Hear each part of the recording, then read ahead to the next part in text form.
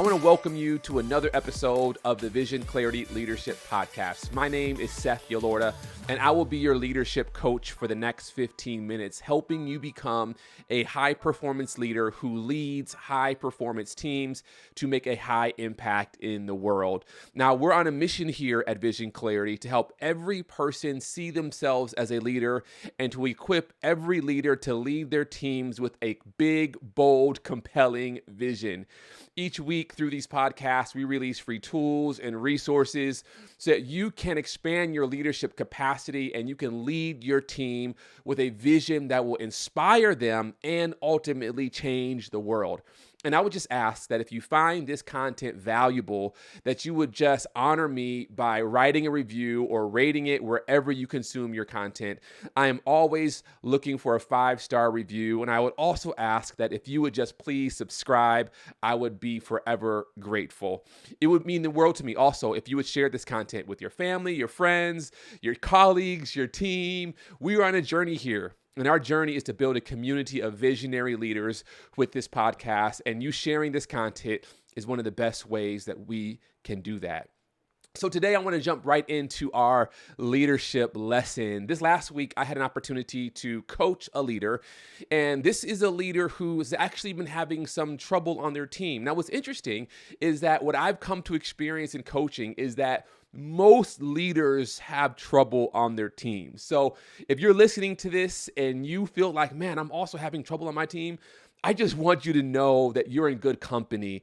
In fact, I want to go so far to say that the reason why you are the leader on that team, and when I say team, that could be the organization you work for, that could even be the family in which you lead, right? That the reason why you are that leader for this time is because you are there by and large to help solve a problem.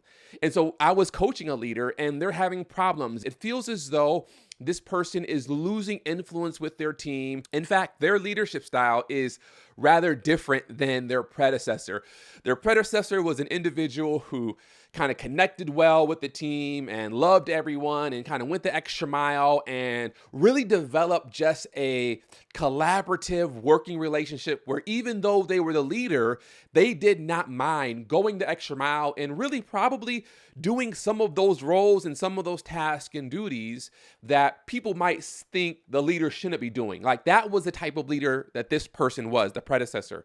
And so I'm coaching now that person's successor, and they just have a different style. And as I'm coaching them and talking with them about, what they're doing and why they're doing it and what their experience is on the team, they say something to me that is just telling. They say, my leadership style is one where I really feel as though there should be a gap between the leader and the team. They said there should be some distance, like the leader should not be as accessible or as readily available, that there's some value. This is what they said. There's some value in there being some distance. And as they were saying this, I actually understood exactly what they were saying. Because when I was in college, I actually had a leader, and that leader kind of took me under their wing, and they told me the exact same thing. They said, Seth, if you lead a team, you can't be like buddy-buddy with your team. You can't be like all up and hanging out with your team. There really has to be some distance. They literally said those words, and this was almost 20 years ago. There has to be some distance between you, the leader, and the team that you lead. And so when this leader that I'm coaching said this, I totally understood their mentality because I've heard this before from other leaders, older leaders at that. And so as we were talking, I asked them the question. I said, well, let me just ask you, is that leadership style working for you?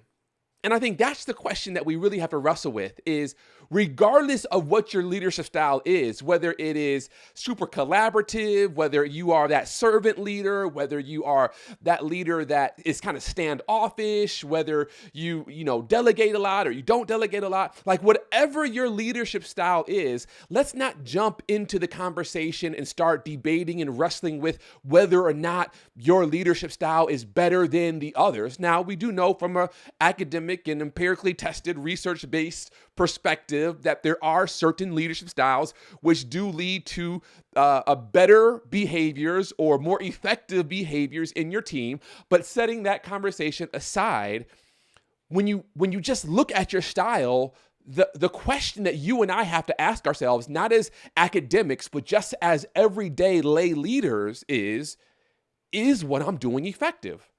And so when I ask this person, the person I'm coaching, this question, I said, well, is what you're doing effective? They really sat with it and they had to wrestle with it and come to the conclusion that, actually, it's not that effective. Now, what some people might do is they say, well, it's not me, it's them. Like if they would just do what I said, then my leadership style wouldn't really make a difference. But that is a broken mentality that we definitely do not want to embrace. Because as a leader, we don't have the freedom to say it's them, not me. We don't have that opportunity. As the leader, we have to take responsibility and say, no, it's not them, it's me. And so as we were wrestling with this, they came to the revelation that, my current leadership style, though it's kind of what has led me all throughout my career and it was taught to me and passed down to me, and by and large, it has allowed me to get to this really nice position that I'm operating in now, what I recognize that the leadership style I currently embrace is not effective and will not take me to where I want to go, which is building a high performance team. And so we started wrestling with, well, what would it look like for you to actually open your office door, to kind of close that gap between you and your team so that they didn't feel like you were giving them the stiff arm, that there wasn't this power dynamic, but that you actually will come close to them and get to know them. And we started talking about it and wrestling with it and seeing what they felt comfortable doing. And, to their credit, they did say, well, there's some of my team members who I am really close with, but then there's some who I'm just not very close with. And I get that. I understand that we're not going to be as close with everyone on our team. That's totally understandable. But what I also wanted them to understand is that one of the most important qualities that team members look for in a leader is not just do they know what they're doing. It's not just are they charismatic. It's not just are they a man or a woman of integrity. It's not just whether or not they are competent and have the knowledge and they have the like all of those things are good, but that's not always what team members are looking for from their leader. In fact, what most team members are looking for from their leader is, does this person care about me?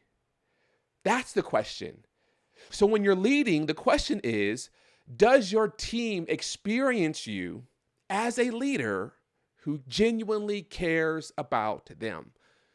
That when you walk in the room, you don't walk by them. You don't just give them one of those general, hey, how you doing? But you actually stop and you call them out and you talk to them and you say, how is your son doing? And you call the son by name. How's Emily doing? How's Elise doing? Right? How's your daughters? How's your wife? How's your husband doing? What did you all do this weekend? You told me that you were going camping. How was your camping trip?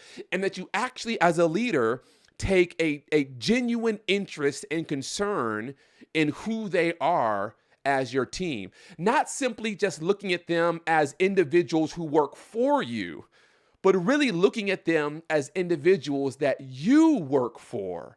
You work for them to help them excel. And the way that you serve them is by really letting them know that I, your fearless leader, sincerely and genuinely care about you. Not just what you do here, but you, the person. In the academic setting, there is this leadership style called transformational leadership. And one of the constructs that make up or components that make up transformational leadership is what we call individualized consideration. Now, individualized consideration is just a fancy way of saying the leader considers me as an individual. They don't just look at me as one piece to the puzzle and I'm just one cog in the machine, but the leader actually considers me as an individual, my likes, my issues, my passion, my burden, my vision for my life, my interests, what excites me and what annoys me, what ticks me off as a leader of your team. And granted, I understand that especially if you're leading a large organization, it'll be rather difficult to do this, but at least your direct reports, the people that you spend the most time with, it is your responsibility. No, that's the wrong word. It is your privilege to really get to know your team on an intimate level, personally, so that you can put a check in that box to say, you know what? I know my team. I know Jane. I know Sam. I know Sarah, right? I know these people. I know what Sarah's dreams are. I know where she sees herself 5 years from now. I know what she's working towards. And I'm actually trying to help position her to help her reach her personal and professional goals. That's what you call individualized consideration.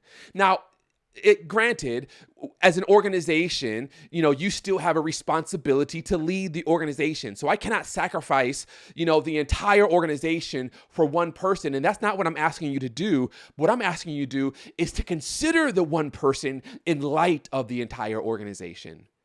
And leaders who go the distance, leaders who perform at a high level, and leaders who lead high-performing teams are those individuals who the team knows that my leader sincerely and genuinely cares about me.